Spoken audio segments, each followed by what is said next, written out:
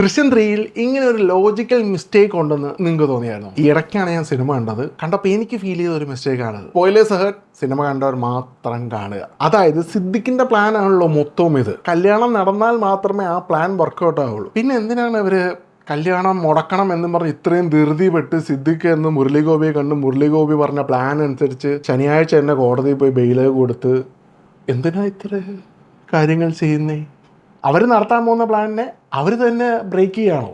Four what reason? എന്തിനാണ് അവർ മര്യാദയ്ക്ക് ആ കല്യാണം സുഖമായിട്ട് നടന്നുപോയി എന്നിട്ട് ആ പ്ലാൻ തുടങ്ങിയപ്പോലെ അത്രയും നേരത്തെ ഒരു ടെൻഷൻ കഥയിൽ ഒരു ആവശ്യവും ഇല്ലാതെ എനിക്ക് തോന്നി. ഇനി വേണമെങ്കിൽ പറയാം, നേരത്തെ കോടതിനെ വാൺ ചെയ്തിരുന്നു, ഇങ്ങനെ ഒരു പ്രശ്നം ഉണ്ടാവും എന്നുള്ള കാര്യം വാൺ ചെയ്തിരുന്നു എന്നൊക്കെ പറഞ്ഞ് വെറുതെ വേണമെങ്കിൽ ഒരു വാദം വയ്ക്കുക. ആക്ച്വലി അങ്ങനെ ഒരു വാദം ഇല്ലെങ്കിലും കുഴപ്പമൊന്നുമില്ല. ഉണ്ടോ? I don't think so. Actually സിദ്ദിഖിൻ്റെ പ്ലാൻ നടക്കണമെങ്കിൽ കല്യാണം നടക്കണം. പക്ഷേ സിദ്ദിഖിൻ്റെ ടീം തന്നെയാണ് ആ നടക്കാൻ പോകുന്ന കല്യാണത്തിനെ മുടക്കാൻ നിൽക്കുന്നത്. ഇത് എനിക്ക് മാത്രമേ തോന്നിയുള്ളൂ, നിങ്ങൾക്കും തോന്നുമോ എന്നാണ് നിങ്ങളുടെ അഭിപ്രായം?